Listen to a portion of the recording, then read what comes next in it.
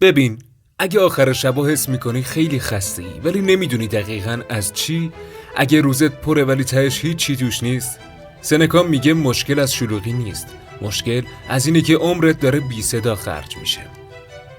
سنکا توی نامه‌هایی به لوسیلیوس یه حرف خیلی ساده ولی دردناک میزنه. میگه ما فکر میکنیم عمرمون کمه، ولی واقعیت اینه که بد مصرفش میکنیم. مثلا همین امروز صبح گوشی رو بر میداری، فقط میخوای یه نوتیفیکیشن رو چک کنی، یهو میبینی 45 دقیقه رفته. نه لذت بردی، نه چیزی یاد گرفتی، نه حتی استراحت کردی، فقط زمان رد شده. سنکا میگه اینا دزدن، نه آدم ها، نه اتفاق ها، خودمون دزد عمر خودمونیم. مثال امروزی ما حاضریم برای پول بجنگیم، برای رابطه هرس بخوریم، برای گوشی 1000 جور محافظ بخریم، ولی عمرمون راحت میدیم دست هر چیزی که صداش بلندتره. سنکا میگه عجیبه که آدم برای زمین و ملک دعوا میکنه، ولی وقتی یکی وقتش رو میگیره حتی ناراحت هم نمیشه. یه دروغ خیلی معروف هست: بعدن ورزش میکنم، بعدن آروم میشم، بعدن زندگی میکنم.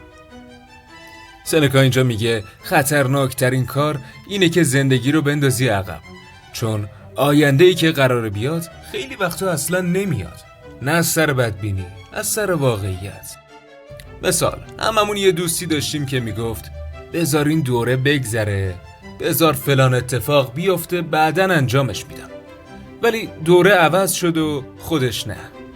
سنکا میگه آدم خردمند کسی که همین الان زندگی میکنه، نه با عجله، نه با ترس و نه با حسرت. حالا آرامش واقعی از کجا میاد؟ سنکا اصلا نمیگه دنیا رو ول کن و برو توی غار.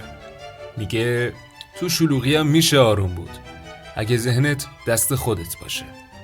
بیشتر استرس ما از چیزاییه که یا هنوز نیومدن یا اصلا دست ما نیستن. سنکا میگه چرا داری برای چیزی میسوزی که هنوز وجود نداره؟ مثلا پیام نیومده ولی حرصش هست، مشکل نیومده ولی استرابش هست، فردا نرسیده ولی خستگیش هست. و این یعنی ما داریم 2 بار زندگی میکنیم، یه بار توی ذهن، یک بار توی واقعیت، و هر دوش هم فرساینده است. سنکا نمیگه زندگی راحت میشه، میگه زندگی واضح تر میشه وقتی بفهمی وقتت محدوده، ذهنت سرمایه است و آرامش چیزیه که تمرین میخواد. اون وقت آروم آروم کمتر هرس میخوری، کمتر عجله میکنی و بیشتر حضور داری. این حرفا از یه کتاب مدرن انگیزشی نیست، از نامه‌هایی به لوسیلیوس نوشته سنکا، فیلسوف رباقی، کسی که 2000 سال پیش دقیقاً همین چیزایی رو دیده که ما امروز داریم باهاش می‌جنگیم و شاید هنوزم جوابش همونه. برای بیشتر ما رو سابسکرایب کن و ازت ممنونم که تا اینجا گوش سپردی.